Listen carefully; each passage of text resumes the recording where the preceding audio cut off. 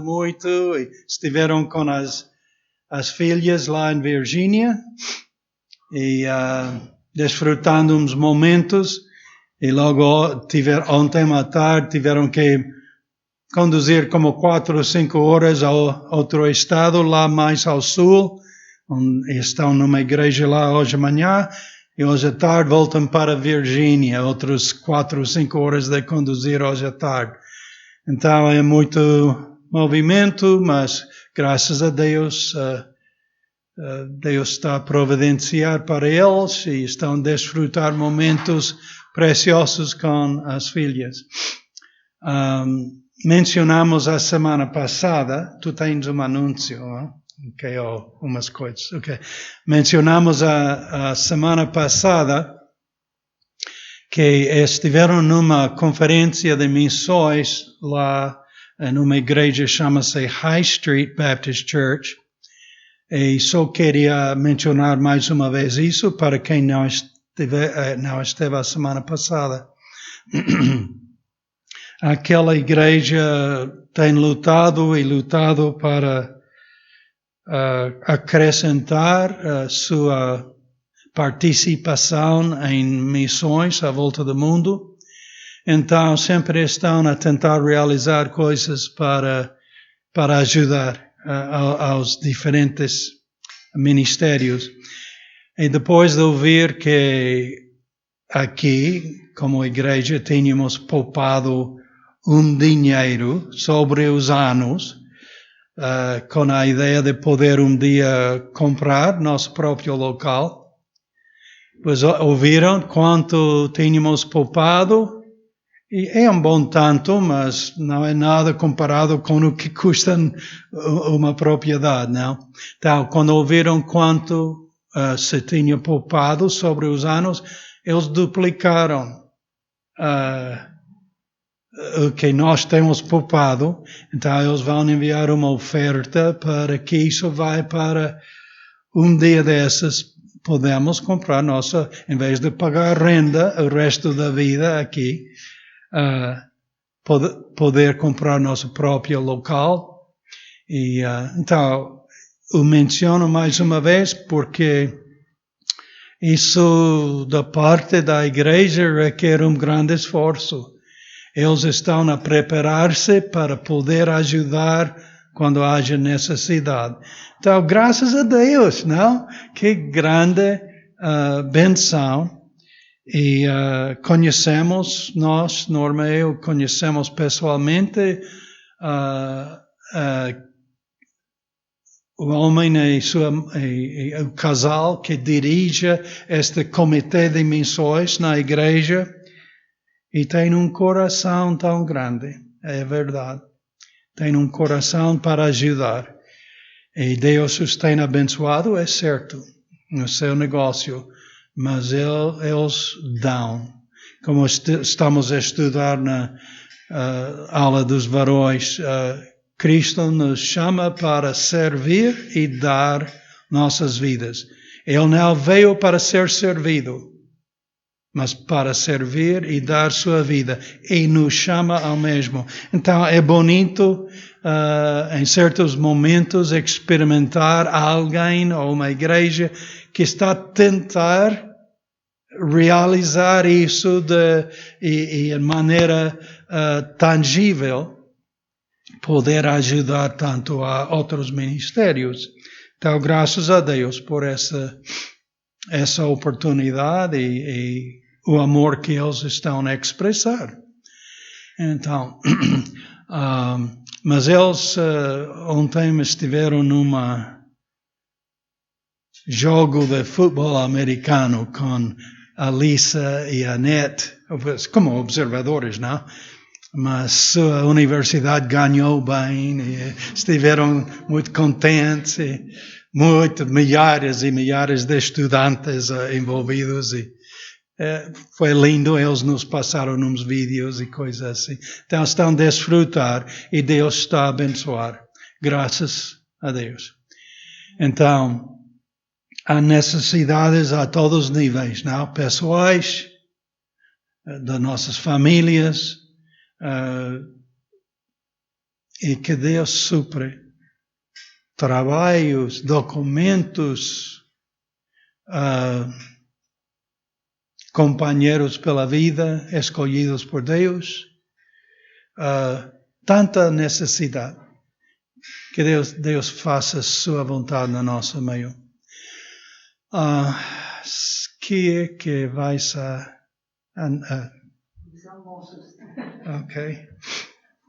Estivemos a falar nesta semana, Scott e eu, sobre os almoços. Tínhamos falado no domingo passado que se já é possível fazer, então decidiram que sim. E quando estivemos a falar, Scott me diz, pois então fala com as mulheres, como eles vão estar a preparar a comida, fala com eles e decidir. Então, chá de mulheres vai ser o dia 13, sábado, dia 13 de novembro, às 4. Então, churrasco para os varões na nossa casa, esta mesma altura. Sim, vai ser frio lá fora.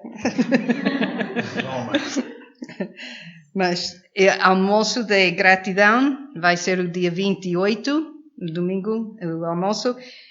E o festa de Natal vai ser o dia 19 de dezembro.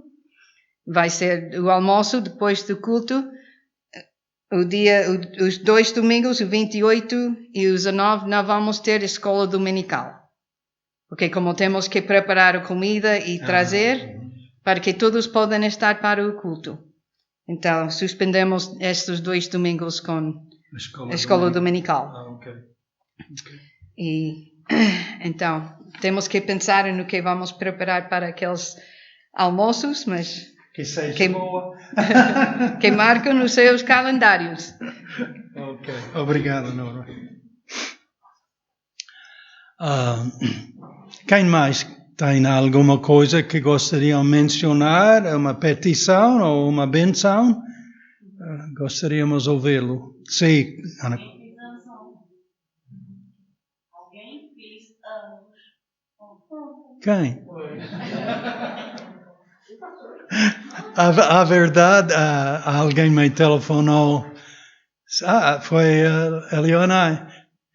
Nem tinha pensado que era o aniversário, mas obrigado, sim, por telefonemas e coisas assim. Cantamos? Depois de 70 anos não se canta, não? 1,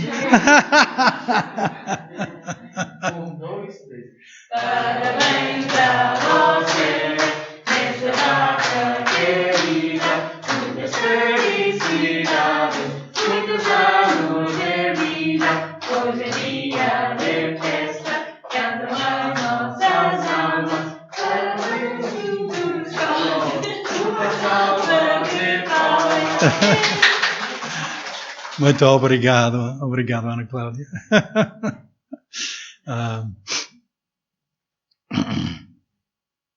Quem mais tem uma coisa que gostariam de mencionar? Uma petição ou uma benção? Sim, Ivanildo. Tenho uma petição. Na reunião que tivemos no Zoom de oração, já tinha falado por causa da minha prima. Sim. E ela telefonou-me na quarta-feira, confirma se ela fez uma ressonância magnética na cabeça e o cancro que ela tem no pulmão está no cérebro. E quero que orem por ela. Ela está com alguma ansiedade, porque tem 2 crianças. Uma ainda é muito pequenina, a Nia, que tem vai fazer 4 anos. E ela tem estado sozinha também no Canadá. Agora está uma outra prima minha, que é irmã.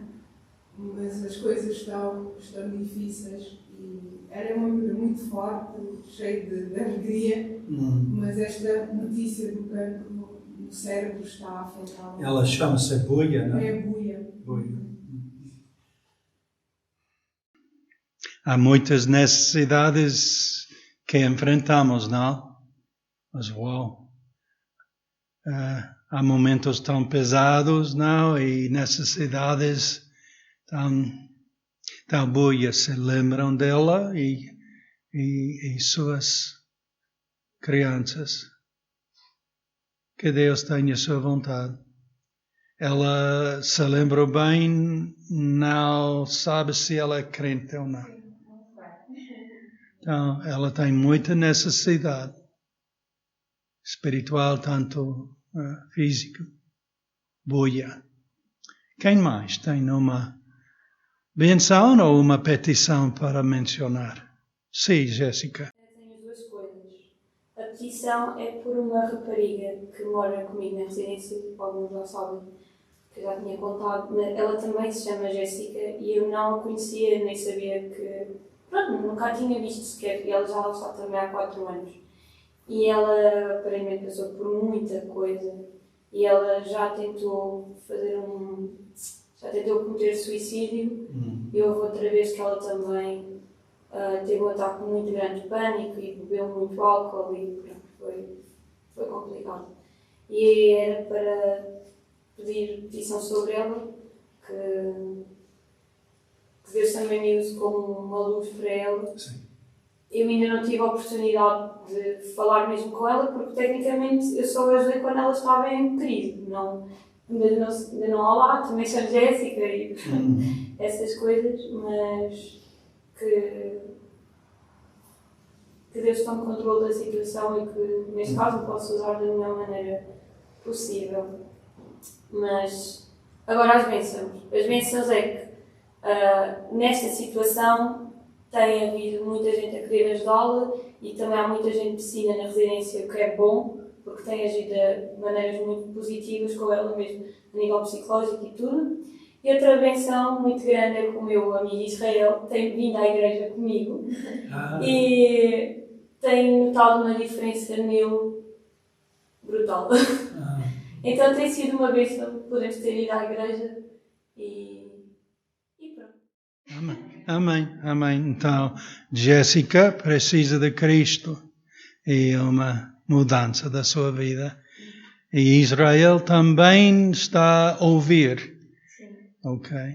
Então, Jéssica e Israel. Buia, a outra Jéssica e Israel. Todos precisam do Senhor. E quem mais? Tem uma petição ou benção para mencionar? Ok, pois gostaríamos lembrar essas perante o Senhor. Agora, posso pedir de Juan Carlos, por favor, guiar-nos, lembrando o que podes disso. Oremos. Nosso Deus e nosso Pai, obrigado por este dia, obrigado pela oportunidade de estar aqui congregados no teu nome, com o propósito de aprender de tua palavra e de louvar o Pai. Nesta hora queremos lembrar cada uma destas petições, pela prima Ivanilde, pela amiga Jéssica e o amigo que está a ouvir o Senhor. Queremos lembrar também a nosso irmão Sam e a sua mãe, o Pai. Sabemos que tu tens o controle de todas as coisas, Pai. Que nenhuma coisa está fora de tua vontade. Mas queremos te pedir que tu nos uses para te glorificar e abençoar as pessoas à nossa volta, ó Pai. Dá oportunidade àqueles que precisam de te conhecer. Faz-nos instrumentos úteis nas tuas mãos. Pedimos estas coisas pelo nome de tu Filho Jesus. Amém. Muito obrigado. Um dia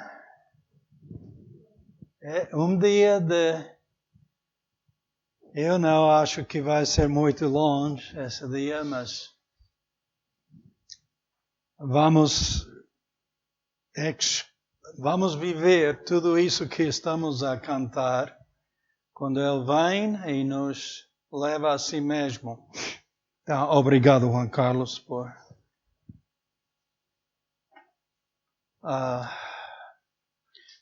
Vamos estar no livro de João, capítulo 13, hoje. João, capítulo 13. Deixe-me encontrar essas... slides. Tivemos uma boa aula essa semana na Escola José Régio. A ver, onde está? Essa.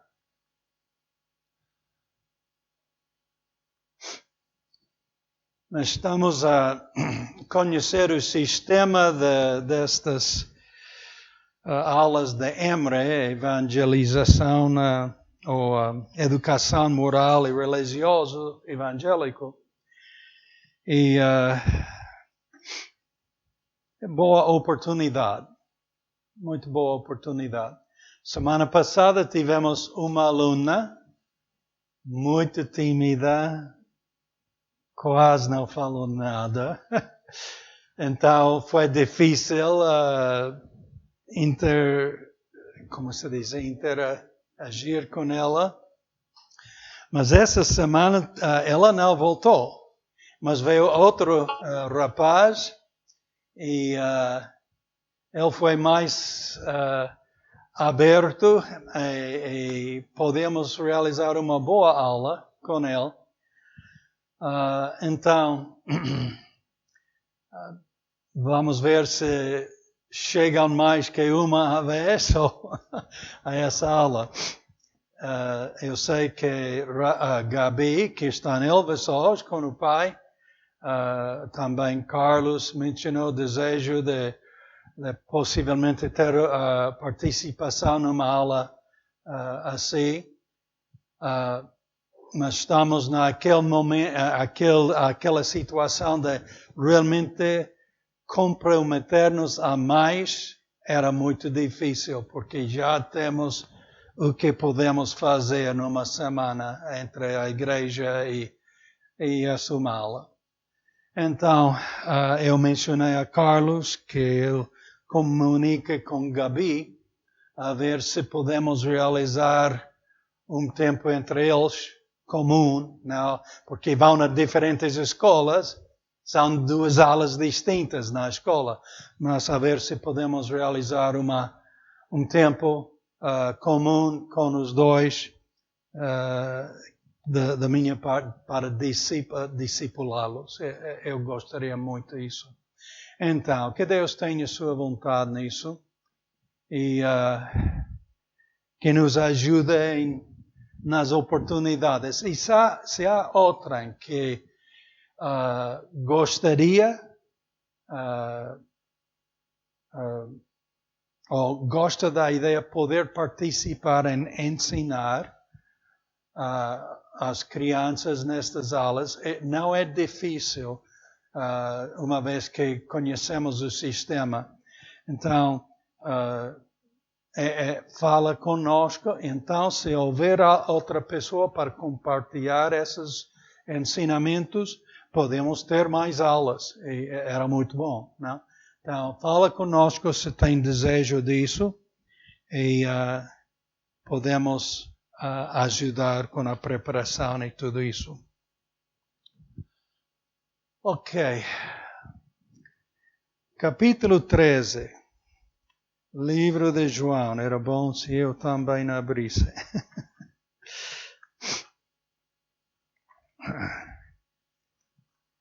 Eu falando com esse novo aluno esta semana naquela aula, ele tem outro transfundo da igreja, mas foi bom, ele teve um base mais ou menos bíblico e teve muita compreensão de várias coisas. Então, nosso alvo nessas aulas é para os que não conhecem ao Senhor, venham a conhecê-lo.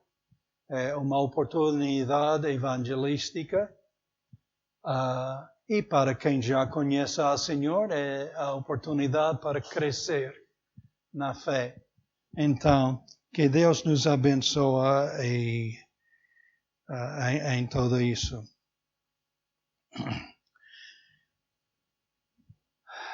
Estamos a chegar no Evangelho de João há os últimos dias do Senhor sobre essa terra.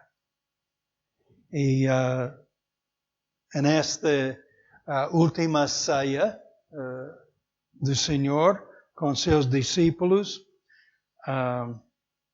Ele se apresenta a eles como Senhor e Mestre.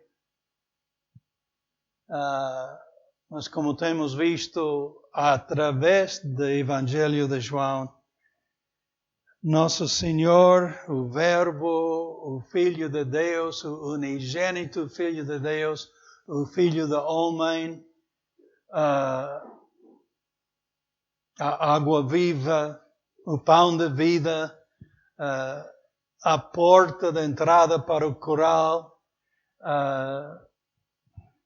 o bom pastor, ele não agia como todos antecipavam, nem como os discípulos esperavam. O povo de Israel certamente não esperava um Messias com as atitudes de Jesus Cristo. Então, neste capítulo, começamos este capítulo com a perspectiva de Jesus Cristo. Tal como já tinha explicado várias vezes aos discípulos, que ele teria que morrer pelos pecados do mundo, porque foi o Cordeiro de Deus. Jesus esteve consciente do que vinha nos próximos dias. Ele foi enviado por Deus e voltaria ao Pai. Mas só depois de ter pagado o preço da redenção. Ele explicava-se: eu venho de Deus e voltarei a Deus, ao Pai, mas antes eu tenho que pagar este preço da redenção. 2 Coríntios 5:21 nos diz assim: aquele que não conheceu o pecado, Deus o fez pecado por nós, para que nele fôssemos feitos justiça de Deus. O preço da redenção é horrível. Foi horrível. O Cordeiro de Deus, magoado, ferido, executado no nosso lugar. A obra da redenção é a obra de Deus, porque o homem não se pode salvar. Tantos ensinamentos falsos no nome, às vezes, de cristianismo ainda, onde se ensina que por nossa fidelidade podemos salvar-nos. Não, desculpe. Só uma maneira para ser salvo, e custou a vida do Filho de Deus, Deus encarnado, porque o homem, nós não podemos salvar-nos. Então, imagina, apesar de estar consciente de que em poucas horas ia ser executado numa maneira horrível, Jesus está a pensar nos seus discípulos. Versículo 1 descreve a atitude do Senhor. Ora, antes da festa da Páscoa, sabendo Jesus que já era chegado a sua hora de passar deste mundo para o Pai, como havia amado os seus que estavam no mundo, amou-os até o fim. Ele sabe o que vem. Ele sabe do horrível que vai experimentar em poucas horas. Mas está a pensar em nós. Está a pensar nos seus discípulos. Os tinha amado e os amou até o fim. Está focado em servir a nós, não em ser servido. Então, Jesus amou fielmente os seus, porque para isso veio ao mundo, para oferecer o amor de Deus ao pecador perdido. Isso exigia o seu sacrifício, mas também requeria a sua ressurreição e ascensão novamente à mão direita de seu Pai. Então, no meio disso tudo, Jesus focou-se numa necessidade do momento. A necessidade não se considera tão importante na nossa cultura hoje em dia, mas naquela cultura foi importante para quem queria expressar seu carinho, cuidado e amor. Jesus aproveitou do momento solene da Páscoa para manifestar seu amor por seus seguidores, bem como para ensinar-lhes mais uma vez o que ele já havia ensinado repetidas vezes.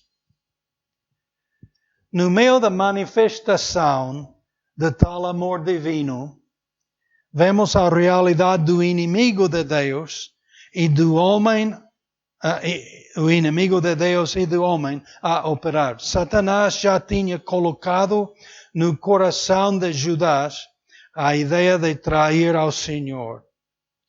E Satanás coloca pensamentos nas mentes dos homens, esperando poder dominá-los.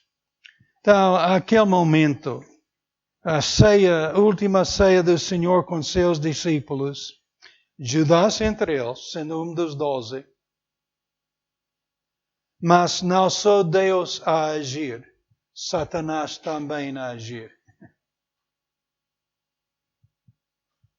É de pensar onde é que chega Satanás e em que momentos, não? Na comunhão dos crentes, mas também presente o inimigo. Então, Satanás teve sua perspectiva, seu alvo em tudo isso. Ele queria eliminar o Senhor dos Senhores, porque ele queria entronizar-se sobre e dominar sobre as vidas dos homens. Achou lugar na mente de Judas. Mas Jesus não está distraído pelo ataque de Satanás. Ele está focado na obra da redenção e na edificação de seus discípulos. Nos versículos 3 ao 17, temos o exemplo do Senhor por uma obra que cria a alegria. No meio da obra maior da redenção, Jesus esteve a ver a necessidade dos seus. Versículos 3 ao 5 dizem assim: Jesus, sabendo que o Pai tinha depositado nas suas mãos todas as coisas, e que havia saído de Deus e que ia para Deus, levantou-se da ceia, tirou as vestes e, tomando uma toalha, cingiu-se. Depois, pôs água numa bacia e começou a lavar os pés aos discípulos e enxugá-los com a sua toalha com que estava cingido. Então, os discípulos sujavam-se na caminhada diária ao seguir a Jesus.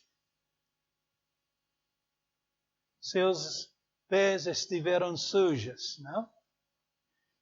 Nós não andamos com sandálias muito hoje em dia. Quase todo mundo tem tênis ou outro tipo de sapato, mas naquela altura, em ruas com muito pó e lama, às vezes sujavam-se muito os pés. Então, Jesus importava-se com as necessidades diárias dos discípulos. Isso é pensar básico em si para cuidar no nosso coração. Jesus importa-se com nossas necessidades diárias. Ele cuidou de os alimentar, de os proteger das tempestades, de pagar seus impostos, etc.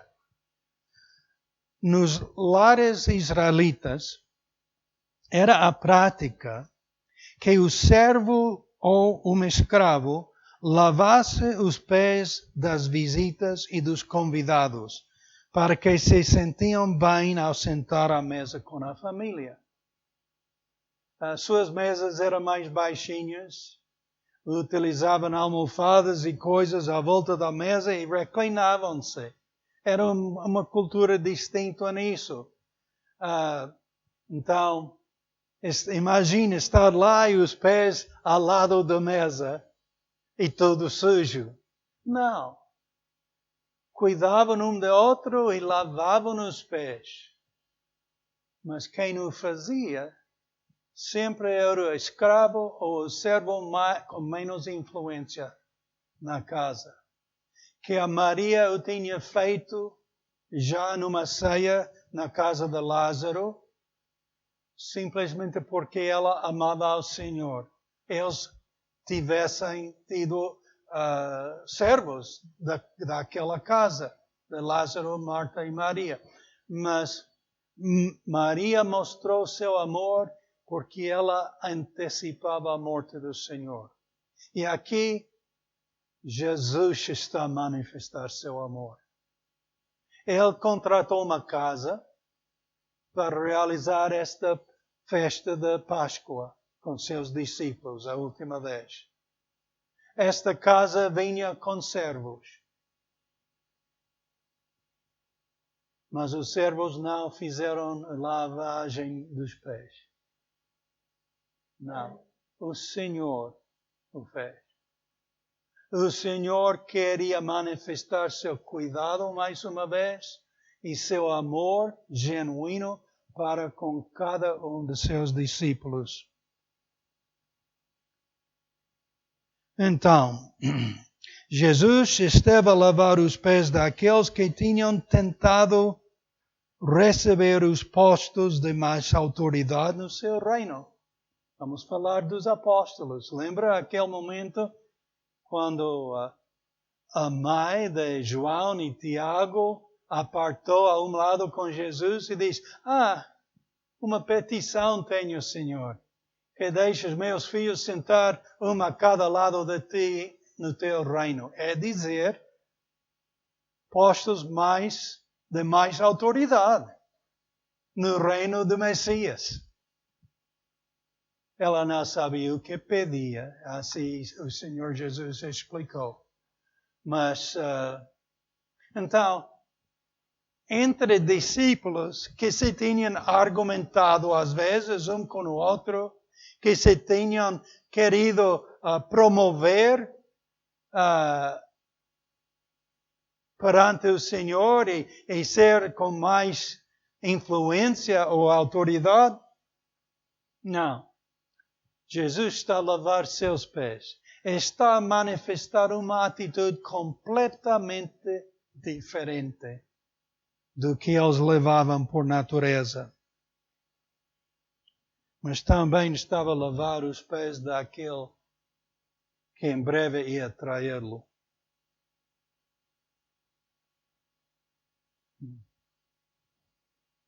Mais uma vez, Jesus não agiu como eles antecipavam. Em versículos 6 ao 11, temos um intercâmbio de ideias entre Jesus e Pedro, e devemos ler-lo. Então, inicialmente em versículos 6 ao 8, Pedro reagiu com uma rejeição total do que Jesus fazia. Mas o Senhor explicou bem que era necessário ser lavado por ele, ou Pedro não ia ter parte consigo. Então, lemos esta passagem, versículos 6 ao 11. Aproximou-se, pois, de Simão Pedro, que lhe diz: Senhor, tu lavas-me os pés a mim? Respondeu Jesus e disse: O que eu faço não o sabes tu agora, mas tu saberás depois. Disse-lhe Pedro: Nunca me lavarás os pés. Respondeu-lhe Jesus: Se eu te não lavar, não tens parte comigo. Disse-lhe Simão Pedro: Senhor, não só os meus pés, mas também as mãos e a cabeça? Disse-lhe Jesus: Aquele que está lavado não necessita de lavar senão os pés, pois no mais tudo está limpo. Ora, vós estáis limpos, mas não todos, porque bem sabia ele quem o havia de trair. Por isso diz: nem todos estáis limpos. Então, Pedro reage. Sempre Pedro fala. Sempre é Pedro que manifesta o que está a pensar. Os outros discípulos muitas vezes esperavam, queriam acertar das coisas, mas Pedro falava. Ele diz: Senhor, tu não me vais lavar os pés. Eu sei, Pedro, tu não compreendes. Mas não, Senhor, não. E essa parte, se não te lavo os pés, Pedro, não tens parte comigo. Nossa carne pode reagir tão oposto à vontade de Deus tantas vezes, não? O Senhor não está a agir como Pedro ou os outros discípulos imaginavam. E também na nossa vida. Deus tantas vezes não age como nós pensamos que deve agir. Mas Ele é Deus. Ele não falha. Sempre, se nossa vontade está submetida a Ele, Ele faz sua vontade conosco. Então, versículos 9 a 11, Pedro vai ao outro extremo. Então, se para ter parte contigo, não só me lavas os pés, Senhor, mas as mãos e a cabeça, lava-me tudo. E essa explicação do Senhor é preciosa. A carne não compreende as coisas do Espírito de Deus. E Pedro reagiu na carne nos dois extremos. Então me laves e logo lava-me tudo. Então, ele esteve a ordenar a Deus.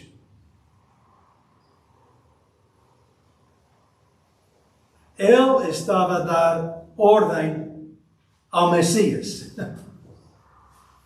Não me laves. Lava-me tudo. Em vez de simplesmente submeter-se perante Ele. Ele estava a discutir com a vontade divina. Imagino que o Pedro estava a expressar abertamente o que os outros discípulos estavam a sentir interiormente. Ele não foi o único que sentia que Jesus não deve estar a servir desta maneira e lavar os pés. Nós também teríamos sentido coisa semelhante naquele momento, imagino. A obra da redenção ainda foi por cumprir. A chegada do Espírito Santo a morar em e guiar o crente a toda a verdade ainda foi futuro. Os discípulos não compreenderam a importância do momento, nem o que Jesus lhes estava a demonstrar. Isto veio com o passo dos dias e a iluminação do Espírito de Deus. Para nós que já temos as Escrituras completas e a morada do Espírito Santo em nós, percebemos o que Jesus continuou a ensiná-los aquela noite. Para o crente no Senhor Jesus, o sangue dele nos lava completamente e somos limpos perante Deus pelos méritos do Filho de Deus. Andamos em pós de Jesus, mas também os nossos pés espirituais se sujam. Se sujam por não fazer a vontade de Deus. Pecamos. 1 de João, versículos 5 ao 10, explica esta verdade. E esta é a mensagem que dele ouvimos e vos anunciamos, que Deus é luz e não há nele treva nenhuma. Se dissermos que temos comunhão com ele e andarmos em trevas, mentimos e não praticamos a verdade. Mas se andarmos na luz, como ele na luz está, temos comunhão uns com os outros, e o sangue de Jesus Cristo, seu Filho, nos purifica de todo pecado. Se dissermos que não temos pecado, enganamos-nos a nós mesmos, e não há verdade em nós. Se confessarmos os nossos pecados, Ele é fiel e justo para nos perdoar os pecados e nos purificar de toda injustiça. Se dissermos que não pecamos, fazemo-lo mentiroso e sua palavra não está em nós. Então, por seguir a Cristo, somos limpos por seu sangue, mas também pecamos no dia a dia e precisamos aquela lavagem dos pés diariamente. Se confessamos ao Senhor os nossos pecados diários, Ele é fiel e justo para nos perdoar os pecados e nos purificar de toda injustiça. E quem diz que não peca é mentiroso e chama a Deus mentiroso. A vida eterna é o dom de Deus pela fé no seu Filho e também a lavagem diária pelo Filho de Deus ao ser honesto com Ele e admitir que nós argumentamos com a sua vontade, com seus princípios, com como Deus age no dia a dia. Então, como Pedro, temos as nossas ideias que opõem à vontade divina. Mas Deus é fiel e nos convence que estamos errados, cria o arrependimento no nosso coração e Ele limpa-nos de toda injustiça. É uma verdade divina para cada pessoa que coloca toda a sua fé em Jesus Cristo. Então, a explicação de Jesus continua em versículos 12 ao 17.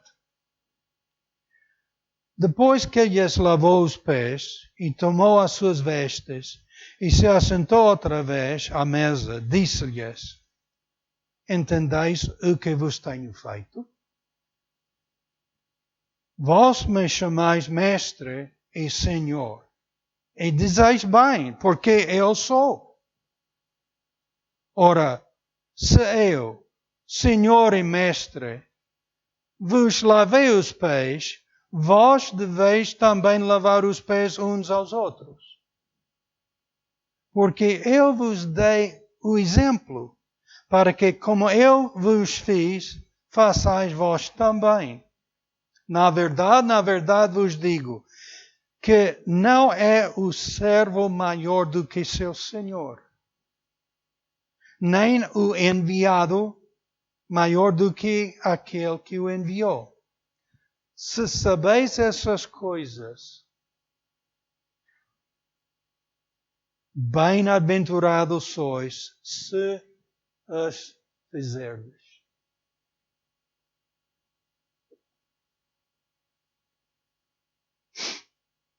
Há quem ensina que este exemplo de servir um ao outro é mais uma ordenança, mas não o vemos assim.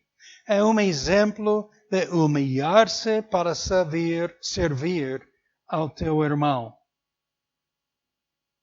Jesus está focado neste ensinamento com os seus. Paulo ensina em Gálatas 6:10. Então, enquanto temos tempo, façamos o bem a todos, mas principalmente aos domésticos da fé. Os princípios de Jesus que devem governar as nossas vidas como seus discípulos também esticam aos não crentes, mas principalmente aos domésticos da fé. Também 1 de João 3, 13 ao 17, enfatiza esta verdade. Meus irmãos, não vos maravilheis se o mundo vos aborrece, os descrentes. Se o mundo vos aborrece. Nós sabemos que passamos da morte para a vida porque amamos os irmãos, os outros crentes. Quem não ama a seu irmão permanece na morte. Qualquer que aborrece a seu irmão é homicida. E vós sabeis que nenhum homicida tem permanentemente nele a vida eterna. Conhecemos a caridade nisso, que Ele deu a sua vida por nós e nós devemos dar a vida pelos irmãos. Quem, pois, tiver bens do mundo e vindo o seu irmão necessitado, e será o seu coração, como estará nele a caridade de Deus? Estivemos a falar entre os varões na aula de uns exemplos nas nossas vidas quando pessoas que nem conhecemos, no meu caso, um descrente, espera que os cuidemos e providenciamos para eles. Não temos esta ordem do Senhor. Temos a ordem de amar a nosso próximo como a nós mesmos. Temos o exemplo de bom samaritano que encontrou-se com uma pessoa totalmente desconhecida, pela qual teria sido desprezada, porque ele era samaritano e o ferido foi judeu, e não davam com os samaritanos. Então, preconceito enorme, mas ele cuidou do necessitado, do ferido, não conhecendo-o. E Jesus nos dá aquela parábola como um exemplo de como amar a um próximo. Então, mas também continuamos com o resto do Novo Testamento e temos enfatizado que principalmente cuidemos e manifestamos o cuidado da casa da fé, dos irmãos em Cristo. É o que estas duas passagens enfatizam. Então, Deus opera seu amor no coração daquele cujo coração está entregue a Jesus Cristo. É parte do que recebemos pelo Espírito Santo que mora em nós. Gálatas 5:22 a explicar o fruto do Espírito, a primeira coisa que o Espírito Santo menciona é a caridade, o amor ágape, aquele amor que sacrifica-se para outrem.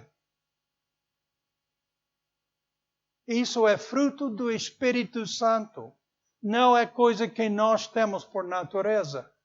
Ele produz isso, tanto gozo, paz, longanimidade, benignidade, bondade, fé, mansidão e temperança. Tudo isso é pela obra do Espírito Santo que mora naquele cuja fé está no Filho de Deus. Somos feitura sua, criados em Cristo Jesus para as boas obras. E a primeira coisa que Deus, Espírito Santo, começa a criar no crente é um amor sacrificador. Por isso estamos a tentar enfatizar isso na aula dos varões. Então,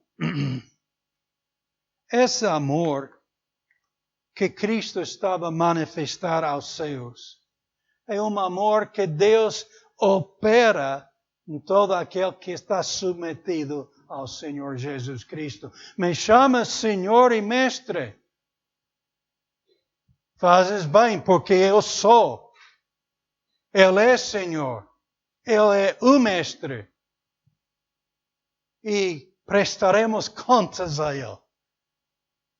E Ele quer que amemos uns aos outros como Ele nos tem amado. Que o façamos no mais prática das maneiras. Tanto como lavar os pés, se fosse necessário.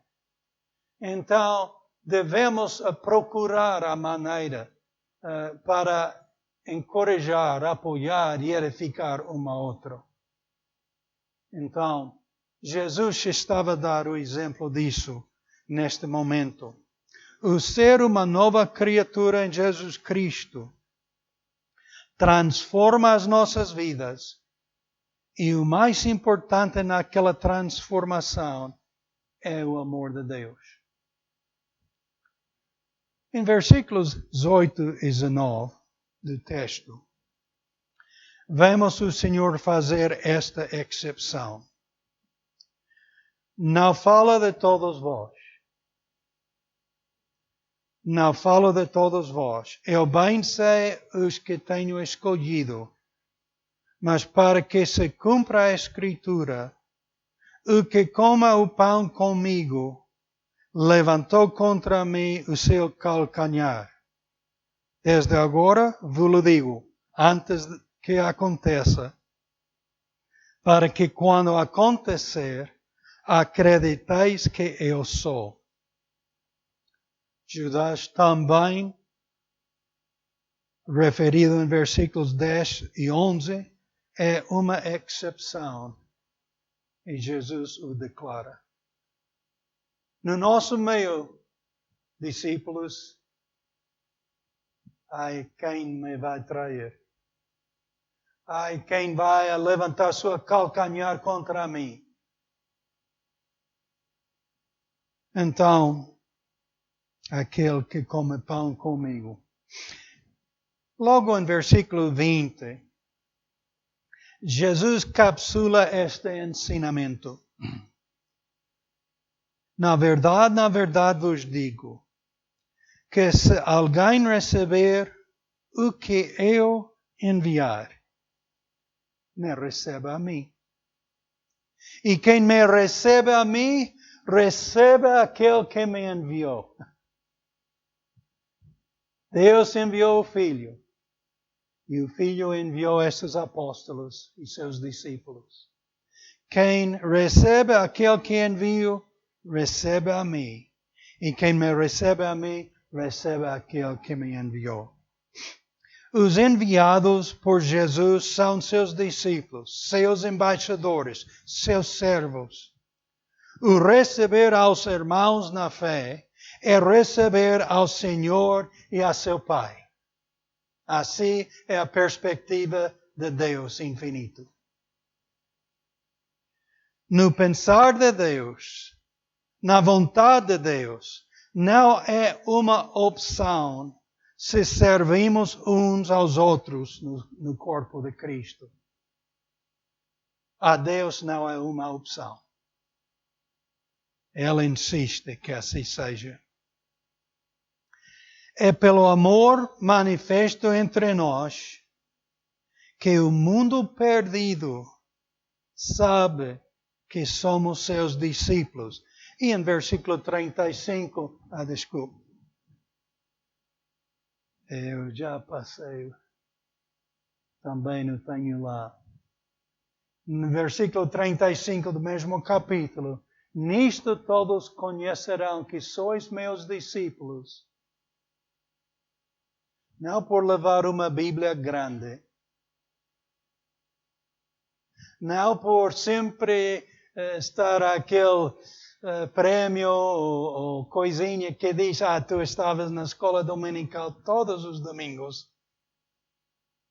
Não pelos sinais exteriores, não. Todos conhecerão que sois meus discípulos se vos amardes uns aos outros.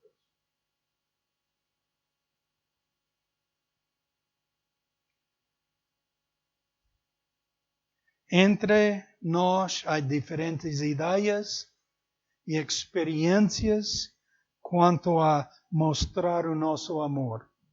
Todos somos diferentes. Diferentes culturas entre nós, diferentes experiências. Como se deve ou não se deve manifestar um amor fraternal. Mas, da forma que seja, Jesus quer que seja uma realidade no nosso meio. Que amemos os uns aos outros. Que servamos os uns aos outros. Então, que o Senhor nos ajude a mostrar nosso amor no nosso meio. Ao mundo, sim. Mas começa entre nós. Oremos. Senhor, tão facilmente é dizer essa palavra. Pedimos que seja com o significado que merece. Tu és Senhor, Tu és Mestre, Tu és Deus eterno. E fizeste tudo para manifestar Teu amor para conosco. Obrigado. Ajuda-nos a devolver aquele amor a Ti e ajuda-nos a obedecer-Te em aprender, manifestar esse mesmo amor para com nossos irmãos na fé. Com o mundo, amém. Mas principalmente com nossos irmãos na fé. Porque assim o mundo perdido à nossa volta vão acreditar que realmente estamos a seguir-te. Senhor, elimina das nossas mentes e vidas tudo que opõe à vontade divina. Tudo que vai contra teus princípios. E sabemos que temos essas coisas, mas limpa-nos, Pai. Purifica-nos. Transforma, continua aquela transformação que tens iniciado em nós. Espero que cada um de nós tu achas curvado e sumiço de coração.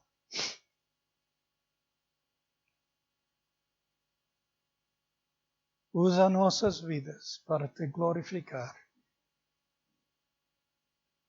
E que através das nossas vidas, muitos mais sejam chamados a arrependimento e fé